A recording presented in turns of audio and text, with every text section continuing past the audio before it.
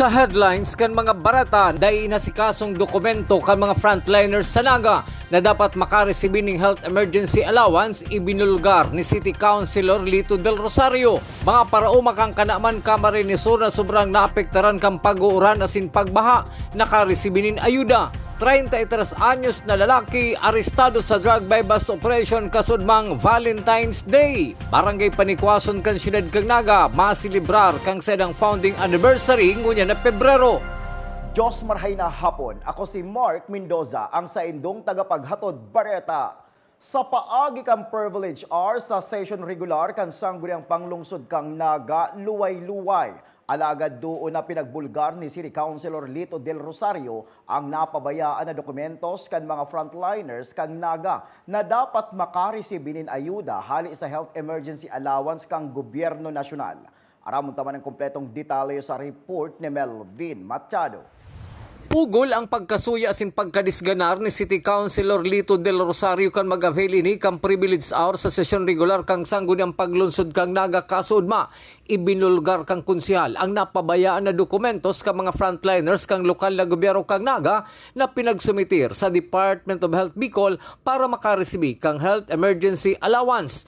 July 2022, pinadara kang City Epidemiological Surveillance Unit ang listahan ka mga frontliners na dapat makaresibir ng allowance. Alagad may pinag-disapprove na daisubot pwede makabali.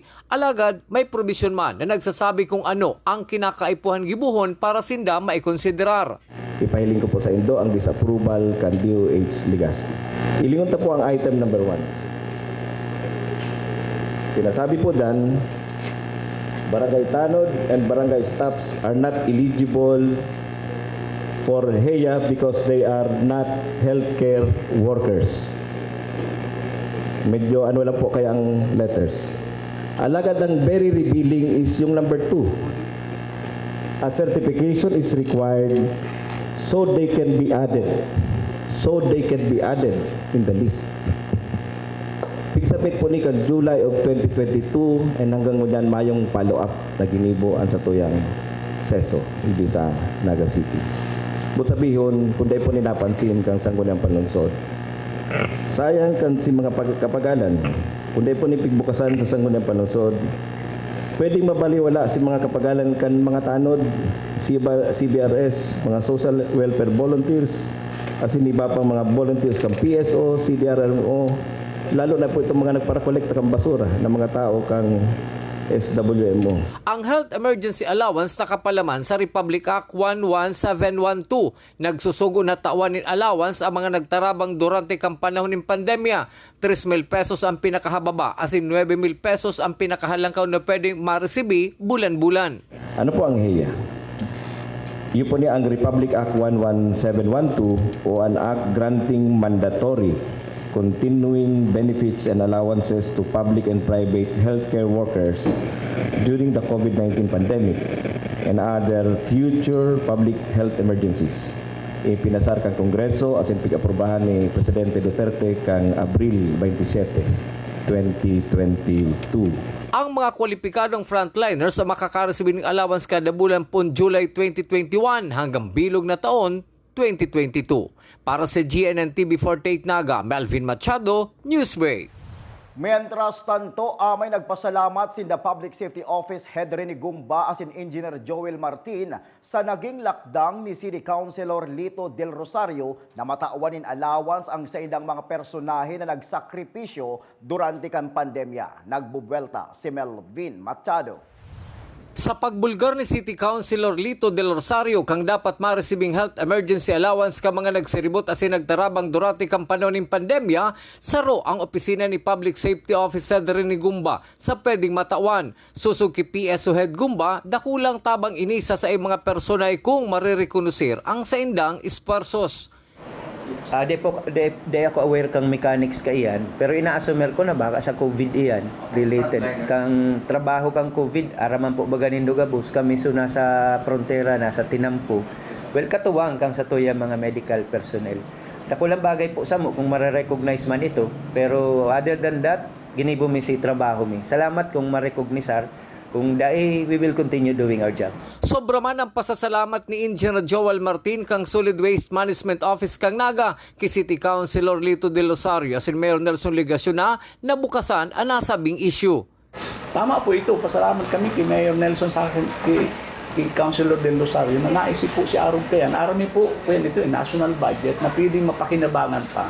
Nakadagdag pa po sa kagianan sa tuya pong mga empleyado sa solid waste. Para sa GNN TV 48 Naga, Melvin Machado, Newsbreak. Sa iba pang bareta, ngunya na bulan kan Marso tatapuson kang Land Transportation Office ang pagproseso kang deputation kang mga miyembros kang Public Safety Office asin PNP sa bilog na probinsya nin Camarines Sur. Susog kay Eric Torrecampo, Officer in Charge kan LTO Pili Extension Office. Pagtapos subuot kan Marso, mas dakol ng katuwang ang sa inang opisina sa pagmantiner kang lay sa tinampo. Ang instruction po kan sa tuyang regional director, tapuson po siya ngunya na bilog na March para pagpuon kang March roll out na po dagos-dagos na asin mas dakol na ang sa tuyang mga enforcer sa tinampo. Padagos pa sa mga bareta, dai naging ulang kan suudma ang pag-uuran duman sa syudad kan Legazpi para dai ipadagos kan mga pulis sa PNP Regional Command ang pagtaon nin burak, balloons, toothpaste, toothbrush asin bottled water sa mga nag-agi sa tungod kang kampo na parte kan sa idang aktibidad kan suugmang Valentine's Day. Yaon man sa laog kan balloons ang hotline number kan PNP Bicol na maggagamit subuot kan publiko. Kinumpleto man kan PNP ang aktibidad kan suudma kan haranahon pa kaini ang mga nag-aagi. Sa kasumpay na bareta, uminabot na sa 105.7 tons nin basura ang natipon asin nakolekta kan Solid Waste Management Office kan suugmang siribot ang gabos sa pagsilebrar kan Valentine's Day. Susog kay Engineer Joel Martin, mas dakol ini kumpara kang nakalis na taon, huli ta mas buwelo ngunyan ang publiko. As compared to last year, takawasa may restriction pa po kita. COVID days pa po ito. Nahalos nga rin, takot pa magluwas ang mga tao, although may mga okasyon na kita, lalong-lalo na po sa Valentine's Day. But as compared po sa mga 2023, nabawas naman si restriction ta, naka-generate po kita ng 105.7 tons na basura kasugma. Naglibot po kita, pighiling ta, usually, pag-aral po ka rin February 14, sugma, talagang kadakol po si tao, kadakol ang yaon sa sentro, pag nagayaon sa mga public places, kadakol man po paratindang burak. So, ang mga tao palibasa manas kitang restriction, kadakol naman pong binabakal na mga para sa mga orokasyon. So, ang epekto po kani talagang madagdagitan ng basura. Sa iba pang bareta, Barangay Panikwason, kan syudad ning Naga, sinurata na subuot ni Mayor Nelson Legasyon na magkondusir ning drug testing sa saindang mga personahe. Aramon taman ang kumpletong detalles kayan sa report ni Jerome Breeze. Matapos ang pagpositibo sa ginibog nga drug test kan pirang barangay official sa Naga, pinadarahan naman ni na surat gikan sa opisina kan alkalde kan na syudad ang barangay Panikwason tangani nga magkondusir man nin drug testing sa mga barangay official digdi. Sigun kay Kapitan Domingo Ramos, nakabot na subod sa iya ang surat gikan sa alkalde para sa gigibuhon na drug testing. Mayo man subot na pigtalaan na PEDSA kung na rin gigibuhon ang drug testing sa mga barangay official sa Panikwason. Malanganin, pagpataran ako ng surat kang ali sa mayor's office na ida-drug test ang gabos na barangay official ng barangay official ng Panikwason. Pero mayo ning PEDSA, mayo ning schedule pa sa iso-surprise na lang na. Pero sana mayo ay makita kayo magano tanay pa man pero interview pa naman kayo ko ba sa mayo man. Como konsideradong drug clear barangay sa Nagaan Panikwason, naglalao man barangay kapitan na mayong magpositibong barangay official sa gigibuhon na surprise drug testing. Para sa GNN TV 48 Naga, Jerome Breeze, Newsbreak. Sa pagbabalik kang Newsbreak, suspek sa pagpabakal ng illegal na droga arestado sa Barangay Kalawag, Syudad ning Naga, kan Subanggi. Yan asin iba pang mga bareta sa pagwelta kang GNN TV 48 Naga Newsbreak.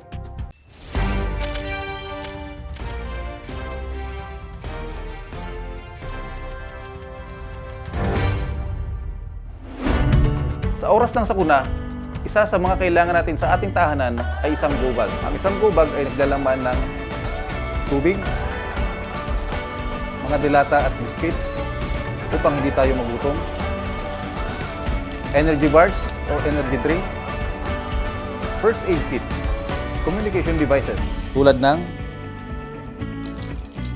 flashlights at batteries, whistles o pito, portable radio at extra cellphone. Mas mabuti kung meron tayong prepaid load guard. Tools tulad ng Swiss knife at gunting. Maaari din tayo magdagdag ng lubid. At huwag natin kakalimutan ang hygiene kit na naglalaman ng sabon, tissue, toothpaste, toothbrush at face mask. Sa lahat ng oras, laging bukas, nakahanda ang aming tanggapan. Tandaan, ang Bicolanong alerto, pirming protektado. Flight attendants, prepare for takeoff, please.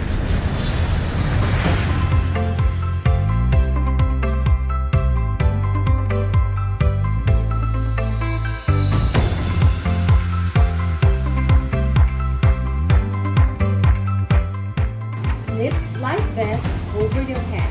Take the tape around your waist.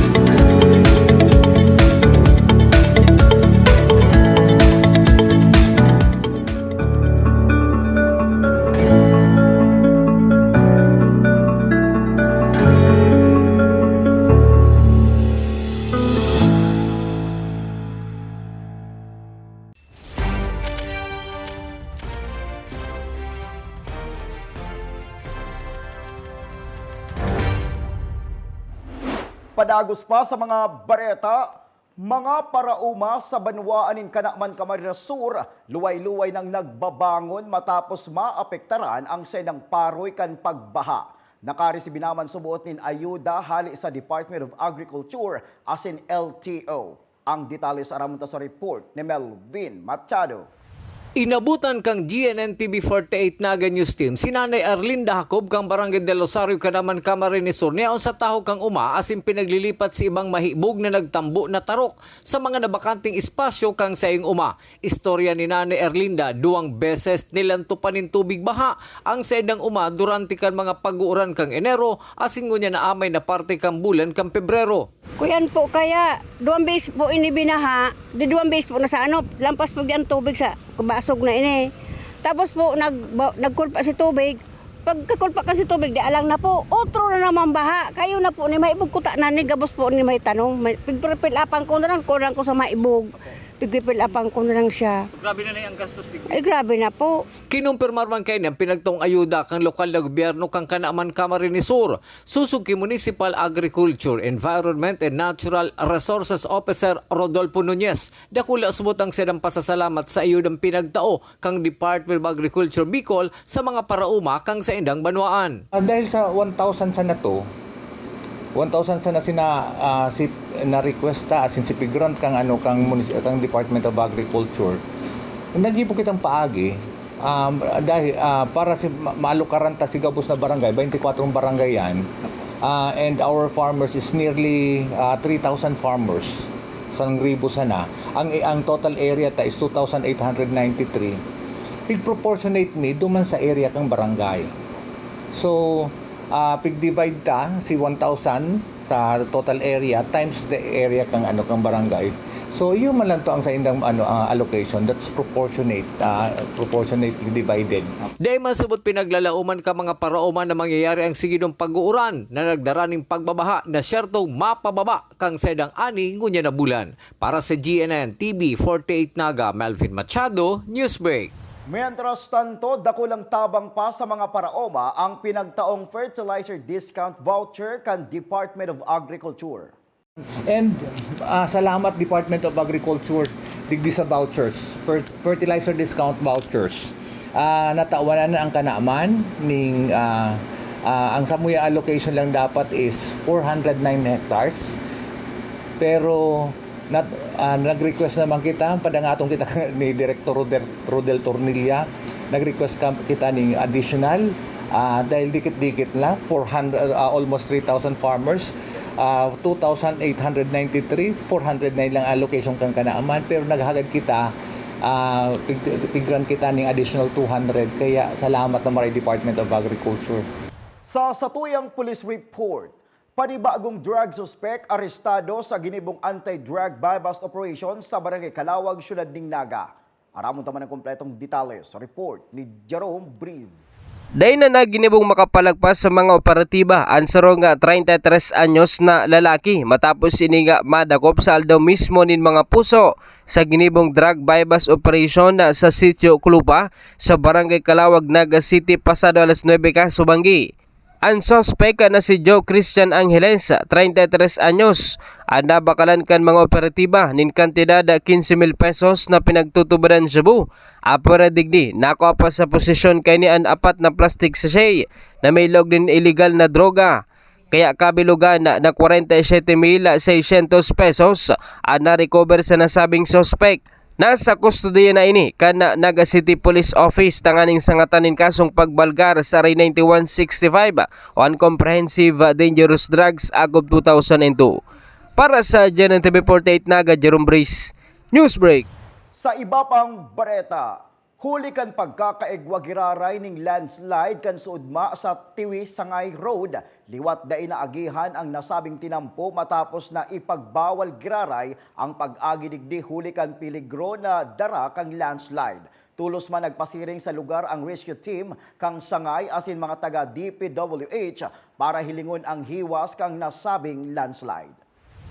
Asin yan ang katiripunan kan mga bareta ngunya na aldaw. Day malingaw na bisitahon ang samuyang official Facebook fanpage asin ilike ang GNN TV 48 Naga para permi kitang updated sa mga bareta asin istoryang bida ang Bicolano. Liwat ako po si Mark Mendoza. Digdisa na yan sa GNN TV 48 Naga Newsbreak.